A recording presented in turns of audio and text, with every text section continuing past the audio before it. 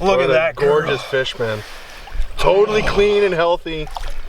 Waving goodbye, baby. Yeah! Thank you. We're Manitoba bound. We hit the road at the crack of 9:30 this morning and are loaded to the gills. Should have rented a U-Haul for this trip, but we're heading to Winnipeg. Manitoba master anglers. Yeah, buddy, they grown big. GPS said like 6 hours and 15 minutes or something to get up there, so. It's not a bad trip. Tonight we're just gonna rest our heads in Selkirk and put together a game plan for Winnipeg greenbacks in the morning and setting the hook. And then from there we'll see where the wind takes us. Let's do it. Let's do it. Out! You know you're old when you have a vent phone holder. That's how you know you're old.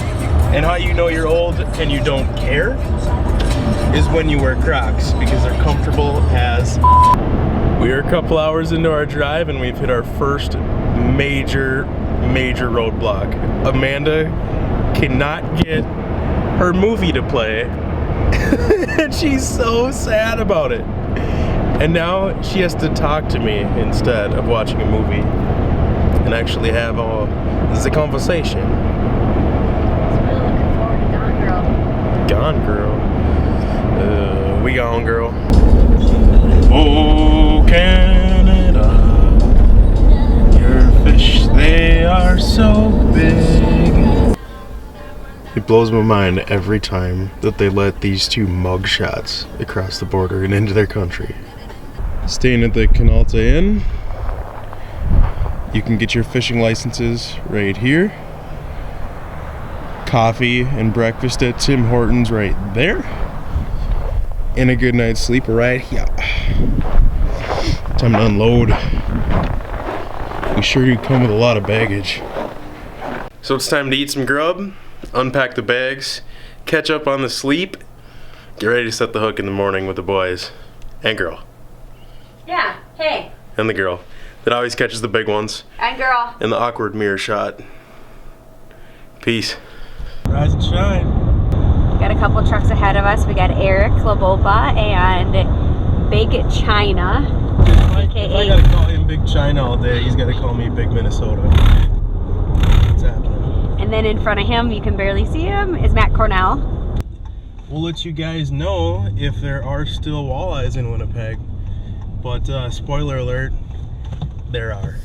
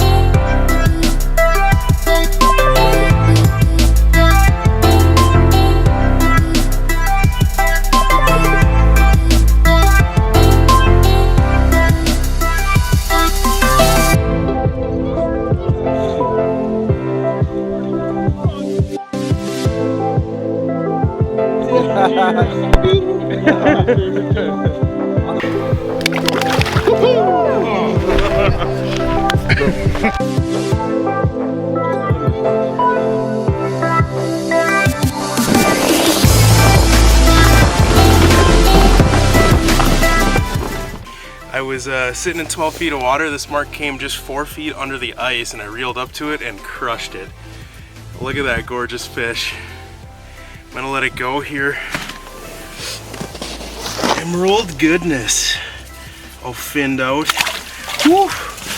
Holy smokes. That was a blast. Caught it on a PK spoon. I didn't want to mess with live bait and minnows, so I put some Trigger X tails on the bottom, and I reeled up above that fish and just slowed down and was letting that rock around down there, and it thumped it. What a blast. The biggest mistake that walleye fishermen make, whether it's Winnipeg or in Brainerd, Minnesota, or wherever the heck you're fishing, is fishing too close to bottom, too tight to bottom. Everybody wants to be 6, 8, 10 inches off bottom or right on bottom, because that's how you just picture walleyes swimming through, but I'm gonna tell you, if you fish 2 to 3 feet off bottom, you are gonna see way more fish, you're gonna mark way more fish, you're gonna catch way more fish, because those fish can see your presentation from a distance and will swim and come to you. And of course then you can slow down if you need to. If you get them in the hole and they're staying down low, you can drop down to them, but you're definitely gonna catch way more fish if you fish up, fish high, be aggressive. Another Winnipeg dandy. This one came on the live target rattlebait again. I was actually trying to tell a story and wasn't paying attention, sitting there going like this, and all of a sudden, donk.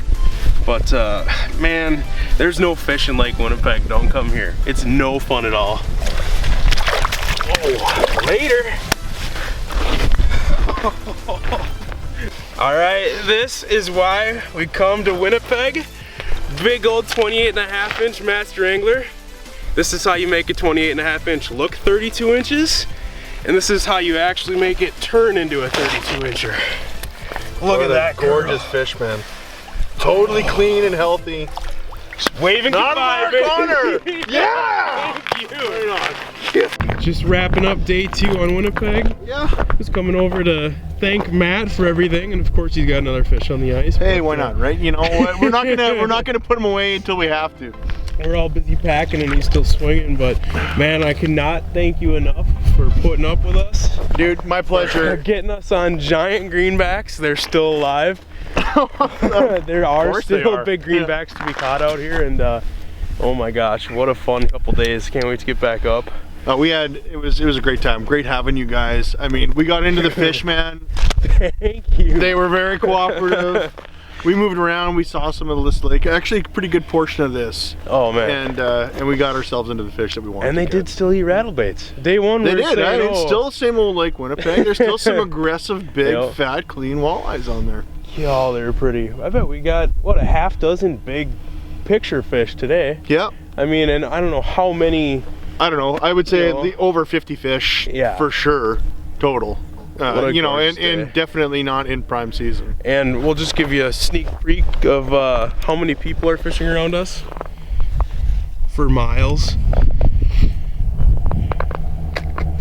Not to give up Matt's secret spot, but there's nobody here. What the heck? I love it. Call Matt, but it could be you. Thanks again. We'll be in touch, and I'll see you soon. Awesome, man. I hope you guys get your way back up here, and we'll get you on the fish again. No doubt we will. Okay, bud. All right, peace out. I don't have long enough arms for this, T-Rex arms. All right, Winnipeg was incredible, but it's on to the next stop, Dauphin Lake, about 3.5 hours west. We're gonna go snoop around, see what we can figure out, but stay tuned, next video is coming up, Dauphin.